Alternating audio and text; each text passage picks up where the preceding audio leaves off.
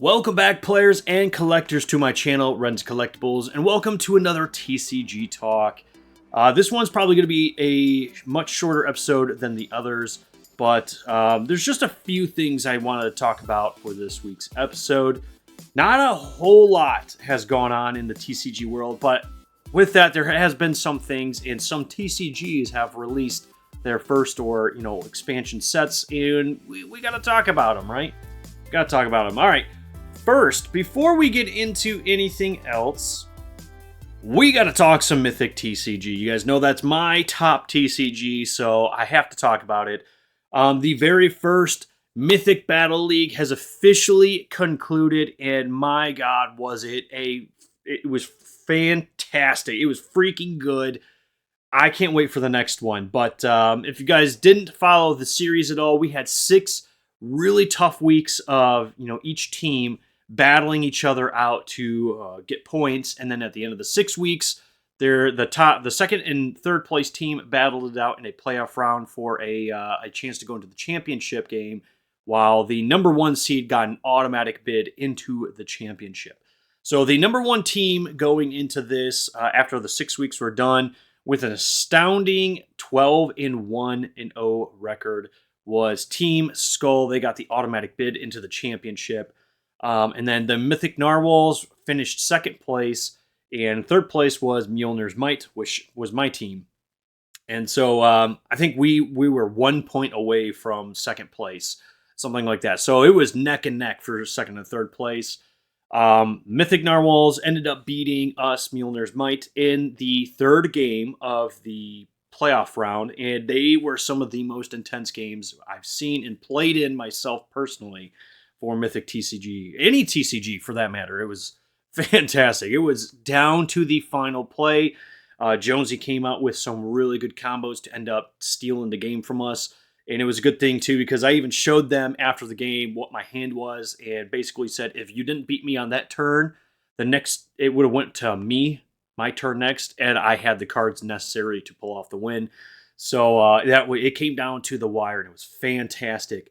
But Mythic Narwhals went on to play Team Skull for the championship, and it was freaking good, man. It came down to just these 2 great teams going head to head against each other.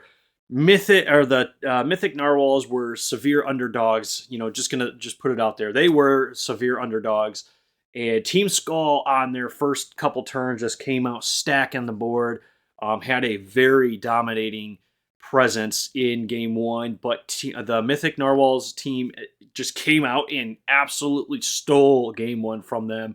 And even myself and the Wild Norsemen, who were commentating the live stream event for the Mythik TCG channel, we were talking about how this dominating board presence was going to be hard to overcome.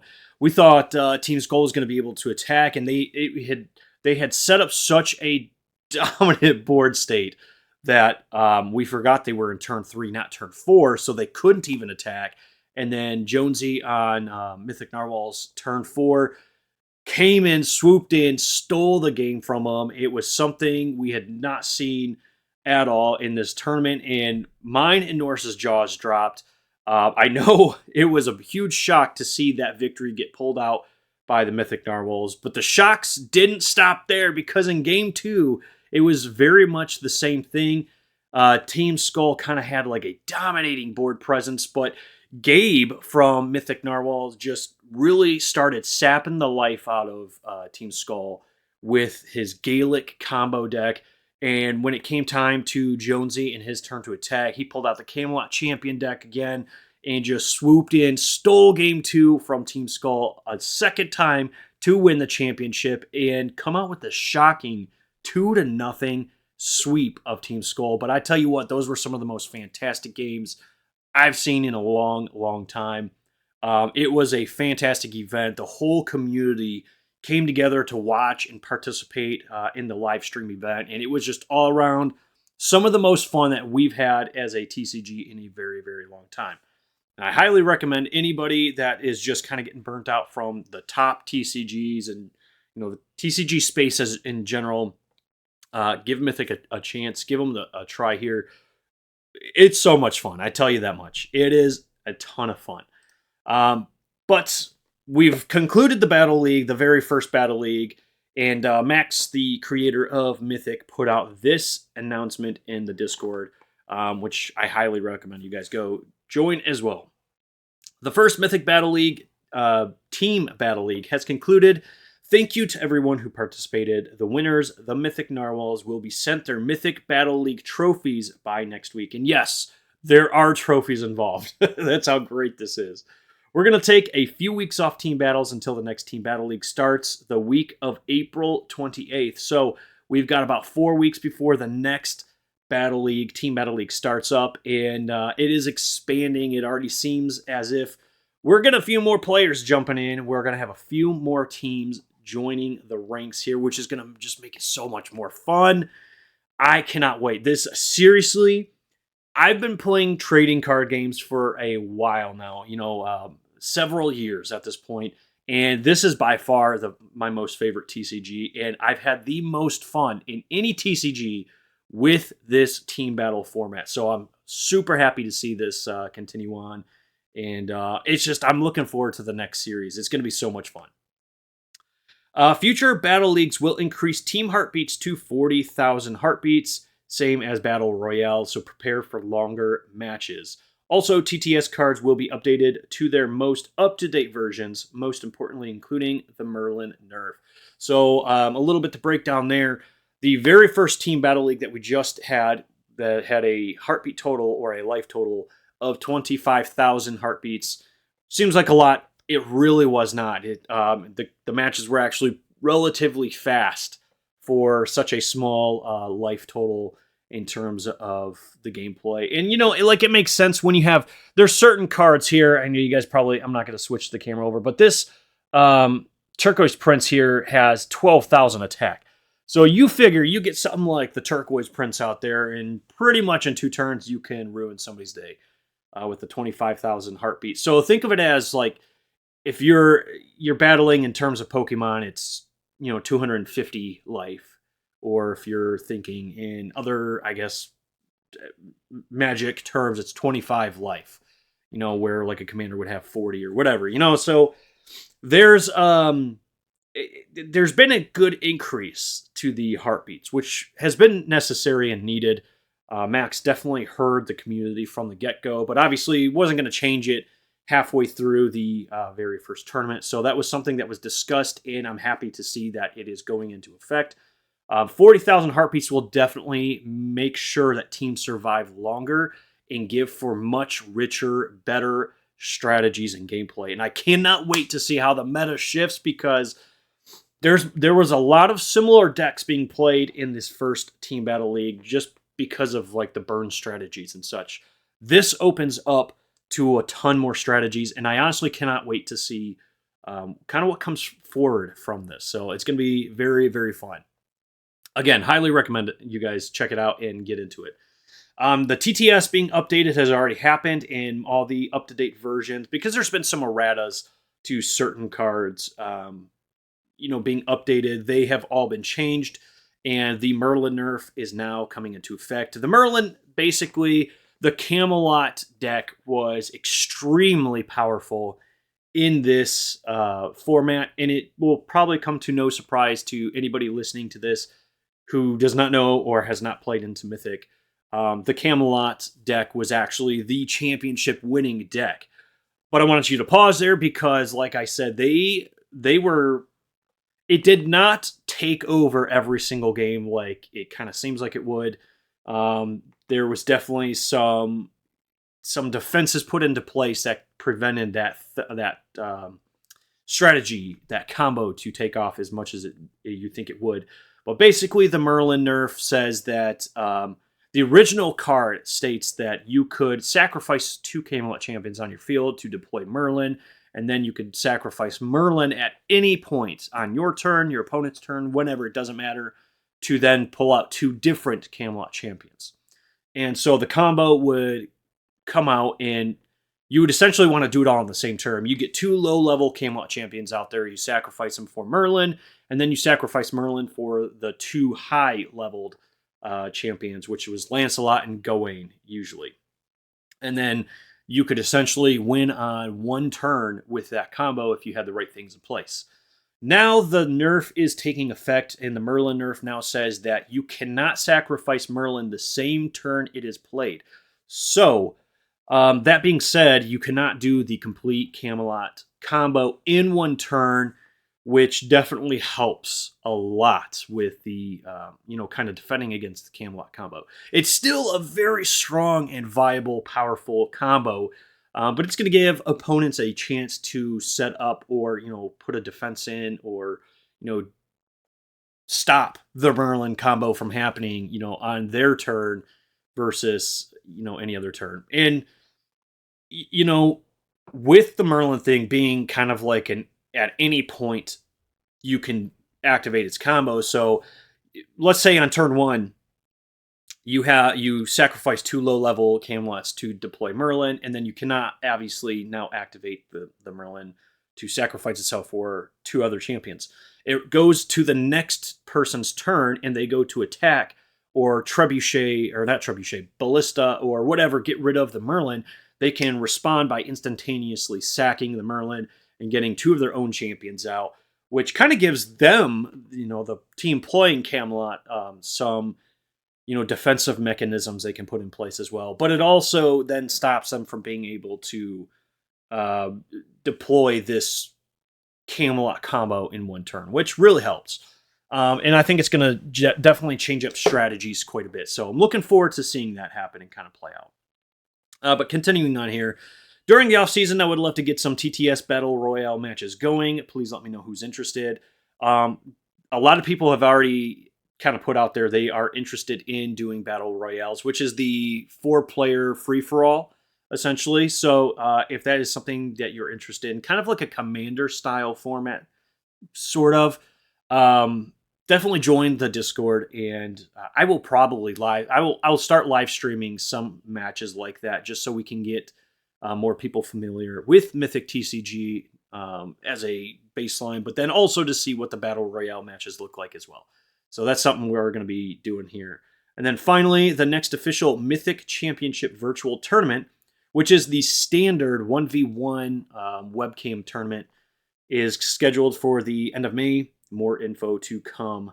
So I'm very excited about that. You guys probably all know, if you've been on my channel for a little bit, I came in second place. I finished second place in the last tournament, virtual tournament. Very happy about that. Wish I could have taken the crown, but I am looking forward to the next one of those.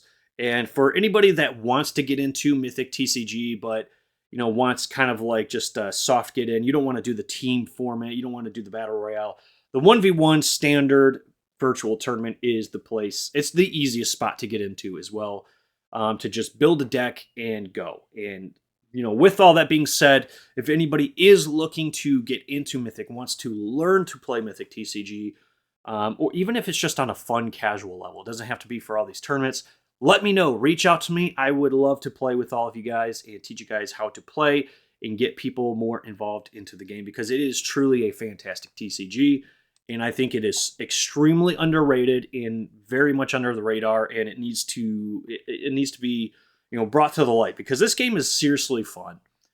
It's going to be here for a long time. The community for this game is very, very strong. So just wanted to put all that out there. For the virtual tournaments and, the whole Battle League that just took place. And I do want to also say again that the Mythic team will be at CollectiCon here in Chicago this upcoming weekend. So we got 1 week until the CollectiCon in Chicago. And this is the free promo that is going to be passed out to people who come and check out the booth. So if you want a CollectiCon stamped promo, make sure you go to the Chicago CollectiCon and come visit the Mythik TCG booth. Max, the creator of the game, and Lubu, the other co-creator and really the writer of the mechanics for the games, will be there. And then myself and my brother, Pro Decimus, will be there as well, helping run the booth. So if you want to get some, friendly high fives, some signatures, autographs, whatever, we can do all that. If you want to learn more about the game, just come out and say hi. You know, whatever the case is, we will be there. Come grab yourself a promo, and I look forward to seeing you guys all there at the Mythik TCG booth. I will likely post a lot more information as we get it, you know, based on like where we're going to be at in the convention and more promotional stuff like that, as well as the Mythik social accounts will be pushing a lot of that out too. So make sure you follow myself and the Mythik TCG Discords. I was going to say Discords, the socials, Instagram. It's basically just Instagram for the Mythik team there. But a lot of that information will be pushed out. The second TCG we're going to talk about is Kryptik TCG. Now, a lot of people think that Kryptik died, left the scene a long time ago. And they kind of did, but they hung on by a thread, and the community came together in a fantastic way to kind of re-stitch everything back together. And the game is still moving forward. So recently, the last couple weeks, Cryptic Jester, one of the team, Cryptic team guys, basically did a community meeting and had like this nice chat with the community, that I should specify there. So for anybody who did not make it, I did not personally make the live stream either. I was working at the time this went on, so I was unable to do it. But he laid out basically community the notes on the community forum, and I kind of wanted to share all that with you guys here. So if you did not know anything about Kryptik, you can kind of see where the game is at. So overall opinion on the board game was mixed. Taking this into account, the team will discuss returning the primary focus of the Atonement Kickstarter campaign to be TCG focused. So they are going to be launching a new TCG here soon for their next set. I believe it's their third set, Atonement. I think it's their third set. It might be their fourth set. I'm pretty sure it's their third set, though. I will have to verify that. But this is all kind of coming after Tanner, the owner and creator of Kryptik TCG, kind of passed the torch on to some of these new guys, Doc and Jester and such, and are letting them take the game over now and kind of move forward. So there was a stall for a long while. It felt like the community kind of paused. There wasn't a whole lot going on, I should say that. The game didn't pause. People still played the game and collected, and there was still whatnot streams and all that going on. But as for creation on the game side and kind of like moving the TCG forward, there was a long pause for a while. But they've been piecing everything together. They've been getting the community together. And that's one thing I really love about this current Kryptik team is they are like 100% focused on the community and taking feedback from the community, as we can kind of see here, and trying to decide how they're going to move the game forward based on community involvement. So if you are into Kryptik TCG or want to be part of them, I highly, highly, highly recommend you join their Discord and start getting in on these like town halls, if you will. But kind of going over that first bullet point, yes, they had the Kickstarter announcement they went into, and part of what they're trying to do to kind of help raise some funds and kind of expand the Kryptik IP was doing a board game, which I personally think is kind of a cool idea. However, I think at this point, in this stage of where they're at, I don't think it's a good idea. And I think most of the community kind of agreed on that and said, let's table that. Let's focus on the TCG. Let's really build the primary focus around the TCG and build it back up. And then stuff like the board game can come later on once the community starts, getting built back up and the game gets, some more steam and pushes ahead.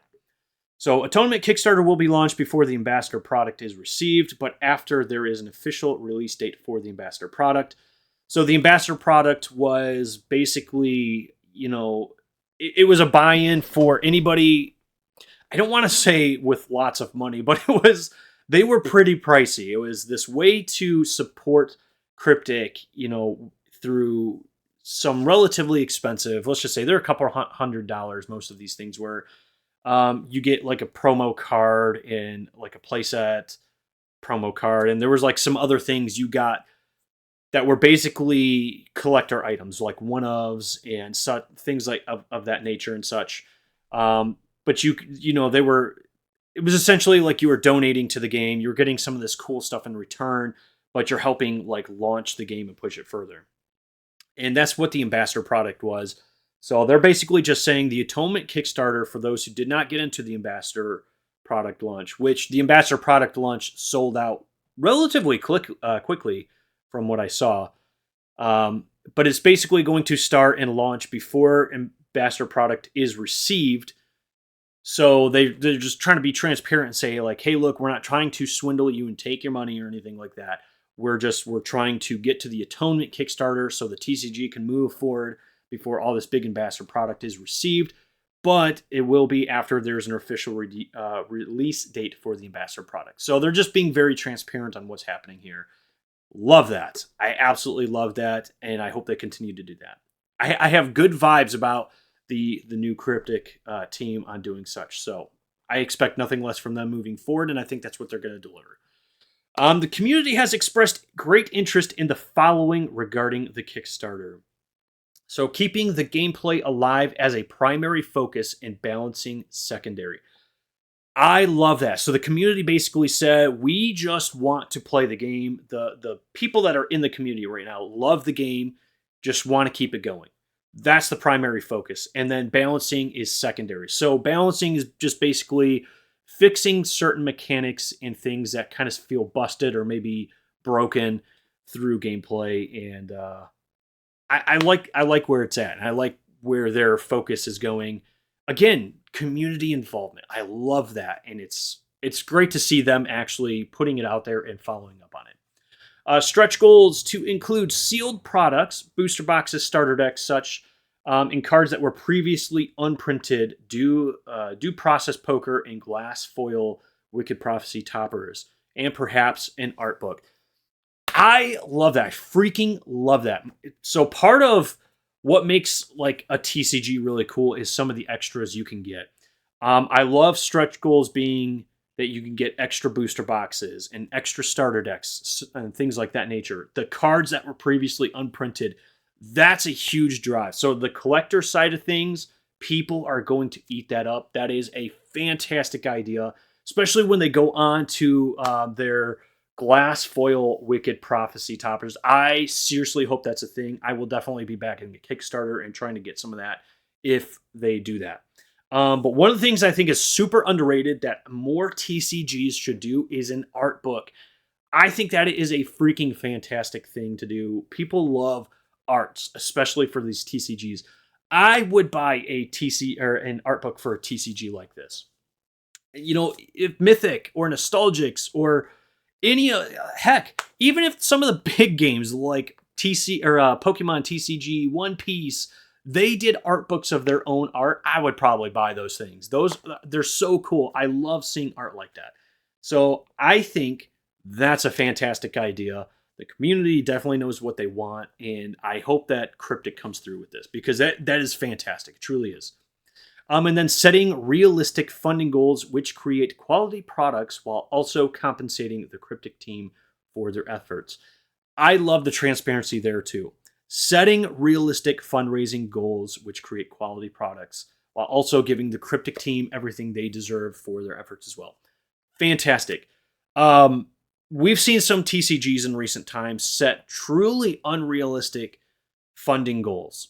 And it has been a killer for a lot of games to see these like absurdly high, just absurdly, stupidly high fundraising goals, and then they don't even come close to hitting them. You need realistic fundraising goals. They know where the community is. They know how big the community is. They know how much this community is going to spend. They need to set realistic funding goals.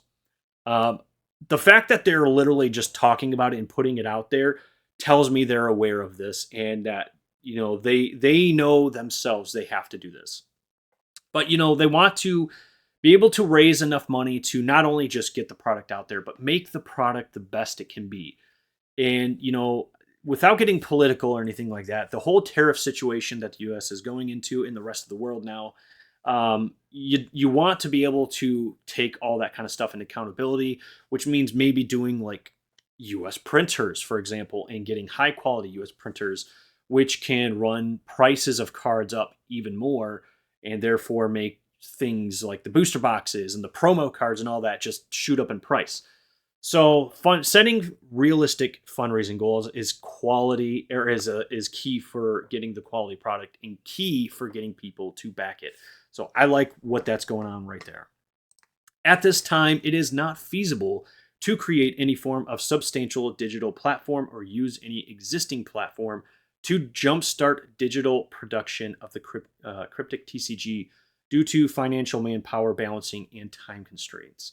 The team may revisit this idea in the future if opportunity presents itself. They're basically just saying there's no digital client coming.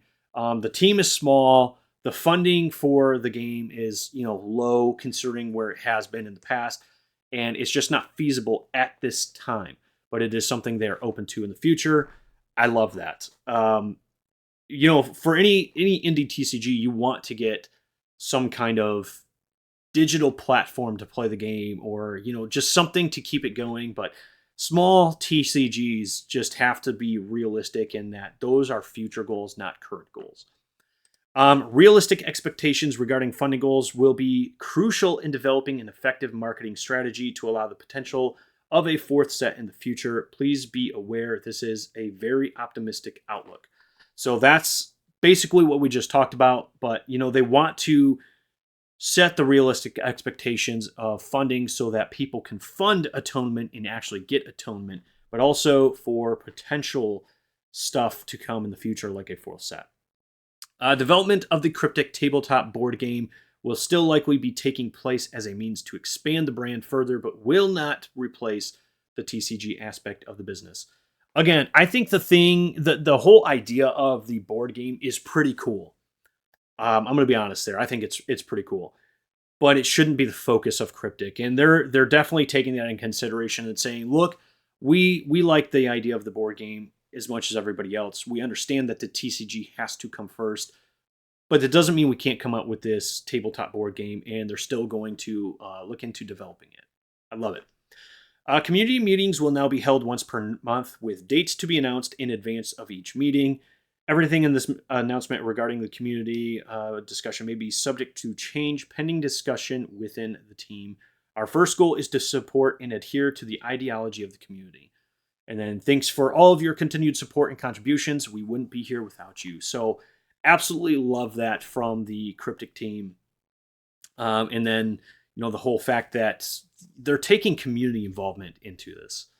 And then they've made a couple more announcements for, events going forward. And, they've got some more Twitch streams and such where they're going to be playing games and trying to teach the community how to play, new people how to play, I should say, and going over their 11-year rule change and all that. They've got some rule clarifications for tournaments they've been doing, which actually I think this tournament was today as of this recording. And yeah, so they're actually today they're going to be doing a little streaming of some games in the Discord as well. So if you want to get back into Kryptik, or you want to see what it's like, how to play the game, all that, tune in tonight, because the day I'm recording this is Sunday. I will be releasing this video at the same time, so today. So tonight you've got a couple hours before they start doing their gameplay stream, and you can come and watch. So I highly recommend that. Moving on from that, we've got some Nomnom TCG news here. I haven't talked about Nomnom, I don't think ever, maybe.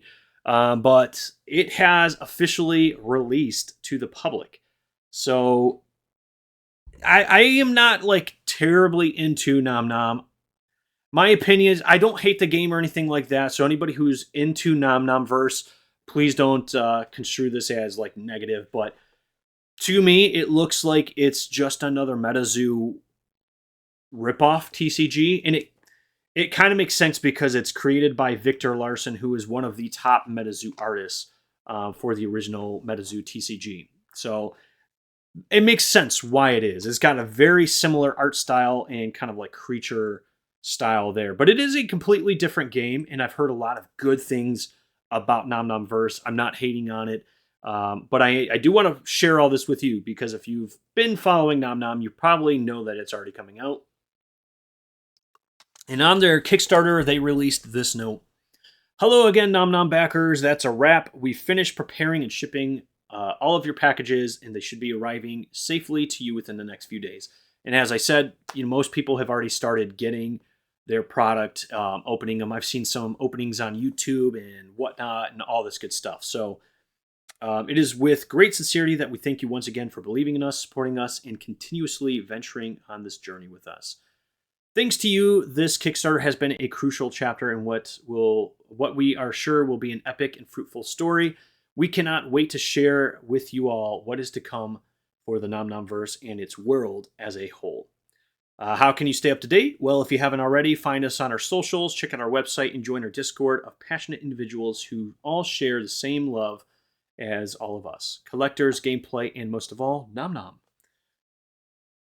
And then, did you think we weren't going to say it? Guess again. Press start. That's like their whole catchphrase, And then they got more to people who haven't updated their backer kit stuff yet. But I did just want to kind of go over this a little bit and just say that Nomnom is out there, and a lot of people are into the game, and it's finally out in the wild. So you will start to see a lot more Nomnom stuff. If you are into the TCG sphere. It's still crazy to me, though, that only 376 people backed it for $250,000, which means it's kind of a collector TCG. A lot of people, it's going to be a little bit like Metazoo, where people are jumping into it and buying and selling and flipping and all that stuff. I hope it, for the game's sake, I hope that is not 100% true. I hope that there's a lot of people that are into gameplay and love the game. The way that I and many others love Mythik TCG and people love Kryptik TCG. I hope that this game survives and lives on as a really good TCG. And I think having lots of TCGs, any TCGs like this, is really healthy for the industry as a whole. It gives people outlets for, when there's Pokemon problems or Magic problems or Yu-Gi-Oh problems or whatever, it's really good. So I need a short little bit. I don't know a lot about Nomnom Verse. I will probably try to venture into looking at it a little bit more and figuring more of it out. Maybe bringing you guys some more news on it. But I know this is kind of a big one for a lot of you, so I wanted to put it out there that I see it and that it is out there, and it's going to be one of those TCGs that we see more of. And then Cryptid Camp. That's another Metazoo spinoff game, and I feel kind of bad sometimes for games like this because I feel like they created their game in the dying stages of Metazoo and wanted to kind of continue the cryptid thing. And so games like Cryptid Camp come out, but then Metazoo gets rebought and is now out there again. So it's like, what are you going to do with this? But it is its own game, its own entity. And I hope that they continue on. They keep making a game, and they can do what they want to do and survive as a TCG as well. But I have seen Cryptid Camp it's mostly their own Instagram and stories, but I have seen some people with some cards posting about it. So kind of wanted to put a little bit out there. Now they do have, they didn't have another update. They have an update on the current situation with like the tariffs and the shipping and all that going on, but it's locked for backers only, and I was not a backer of this game, so I couldn't see that. But they do have some updated news on basically the print run of everything, all their different collectible type of packs, production stuff here, all the holographic stuff. They did have a problem with the first run of printing, and so they sent it back. So it's kind of taken longer to get this game out there than it probably would have. But this is another legitimate game. They're going to collecticons. They're doing all the things to kind of get themselves back out there and get going. So Cryptid Camp is another kind of fun one. If you are into the old style Metazoo, this is a game that you could probably get behind and probably have already if you know who it is. I know Emilio, the guy who created this game, it was heavily involved with Metazoo, And ironically, he was somebody I met through the Harry Potter TCG revival group way back when. So he's been around the TCG space for a while now, and love kind of seeing him succeed and doing his thing. So that's all. I just want to put a little bit out there that Cryptid Camp is starting to hit people's, possessions now as well. I've been starting to see some of that. So stay tuned for that. Collecticons, if you're going to conventions and stuff, they're out there. Make sure you go get your promos from them and check out their game. But the last thing we are going to talk about is one that I think everybody has kind of been waiting for. Metazoo TCG. How could we not talk about Metazoo TCG after its release week? So last weekend, Metazoo officially released. No, not this old crappy version of it, although we're going to talk a little bit about that. But the new Metazoo, the Meta 2 as a lot of people are putting it, has officially released as of March 28th. It is in the wild, and man, it went crazy. In a good way and a bad way. I will say that. So stick with me. Hold on there before all of you guys start going to the comment sections with pitchforks and torches. I was super happy to see that the game's launch was well received and that it kind of came back with, that roar, that thunderous roar. It's really good. Honestly, I'm happy that they are succeeding. My qualms, my problems were with the ownership of the last Metazoo team. They are no longer in here, and I am not going to hold any of the new Metazoo stuff to that, what had happened in the past with the old one. I truly hope that this new one succeeds, and it seems like they're going to do some things more based around the game versus the collectible, investable side of things, which is the way it should be, right? But I do want to kind of put a pause there, pump the brake a little bit, and say that it seems like a lot of the old Metazoo community kind of came out with the investor collector nonsense again. And, it just kind of makes somebody like me hesitate to even jump into it and test the waters because, if it starts to become anything like the old Metazoo, I'm going to stay away from it with a 10-foot pole, the whole 9 yards. I don't want to touch it, which is why I haven't bought any of it yet. But I do want to show, it's weird that some of these, Metazoo Nightfall first edition booster boxes sold for $125 American dollars. And I know because it says this was shipping to the United Kingdom that it did not sell for $125. It was probably pounds or euros, which means it was less, but still a high price for a game that doesn't even exist now. This old Metazoo TCG is gone. It's dead. There is nothing to it. The gameplay is not being played anymore. I know there's probably a small group of people that still play it, but for the most part, it's gone. Everybody's moving on to the new one. Just so it's kind of crazy to see all that. But it is nice to see that you have the new Metazoo, the current version of Metazoo out there, being sold for reasonable prices. It's not being scalped to the high heavens. People aren't buying the stuff and trying to resell the boxes for $200+. At least here. If you want to get ripped off on Metazoo, I highly recommend you go to Whatnot, because that's where people are selling packs for $10 a pack. Not everybody. I want to say that loud and clear. Not everybody is doing that. There are some really good sellers on Whatnot that are giving Metazoo packs for reasonable prices. But I have seen quite a few streams where they're selling packs for $10, $12, and they're selling booster boxes for $250. It's absolutely nuts and ridiculous. And then I kind of scrolled down and I saw these alpha demo packs being sold for $60 and $50, which is absolutely ridiculous in my opinion. These alpha demo packs you can pick up at any convention. If you go to a Collecticon convention where Metazoo is going to be, they have these packs for $20, maybe $25. They might not even be that much. They might be cheaper actually. And these are not I could see these being this price later on down the road, but considering that these just came out, you can still actively get them, and they're new. It's crazy to me that people are going for it again. But I mean, hey, whatever. That's not even the craziest thing, right? So you get some of these booster boxes are good, and then you get to this, the alternate art booster box, which we all knew was going to be a collectible chase thing. Everybody's buying booster boxes, because they want this chase. But the fact that these are selling for $1,500 and more it's nuts. It's absolutely nuts.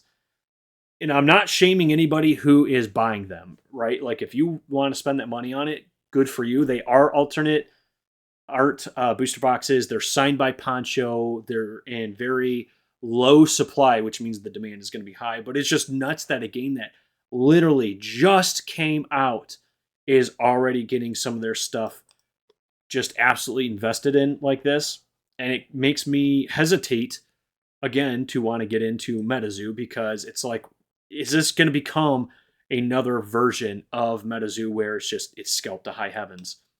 And then this, like, look at this Metazoo magazine with the alpha promo demo deck in here. $200. Oh my God. I think these are like $15. You could buy these for it. Again, the conventions and whatnot. $200. It just is absolutely wild. $225. Just, it's mind blowing. And it makes me wonder if Metazoo is going to go back down the same road that it was the first time.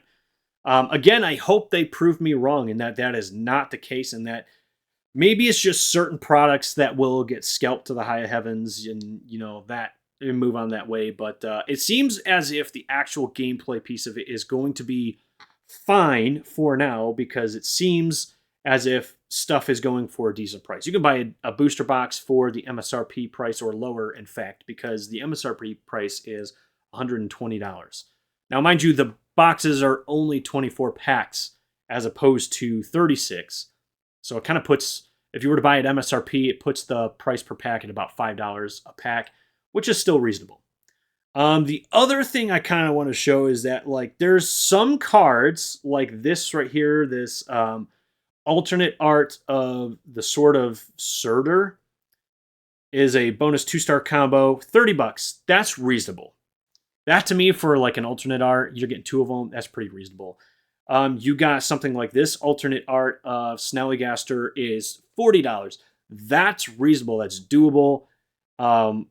Interesting to see that it's actually not being overpriced. That was one thing I thought I was going to worry about, was the big hit cards like that are playable are going to just skyrocket in price, and they're actually pretty doable. Like right here, you've got 3 different secret rare Groot slaying alternate arts. 3 of them, $60. That's reasonable. $20 a card. I'm actually all for it. Mothman, $12. It is the base set version of it. It's a super rare, so it's kind of like the extended art border version of it. But super, super doable. And I was actually pretty happy about it. And I don't want to scoot too far over this. We literally just looked at, what is this? Look at this. Individual alpha packs, right? You got the yellow one, you got the red one, $50, $60. But then you got this right here where it's like all of the demo packs, the air, earth, lightning, and flame for $100. What in the heck is happening here, Metazoo? You guys are crazy. Now, all of this will kind of settle down in a couple weeks. It will start to kind of like plateau and get to a reasonable point, which is good for the game. It is fantastic for the game. And I hope it doesn't get scalped like the Pokemon and all that is right here. But like, you can get some of these super rare cards, lots of them, for $10. You got a Mothman here for $5. This is the base rare version of it. But then there's this right here. This is kind of crazy to me. Let me see if it'll load up here. So this is what's nuts. You've got this Mothman right here. It's a secret rare Poncho version, alternate art of the Mothman. Now this is one of the top chases you can get. It's sold at $835. It's just crazy to me. That is crazy to me. I know there's a lot of people that love Metazoo and have been waiting for this to happen, but this going for that price is just nuts. It's funny that they put Mothbrion in there because they're treating it as an investment piece like that. And again, not hating on anybody, whoever bought this, like, I hope it's worth that, and I hope it stays worth that for you.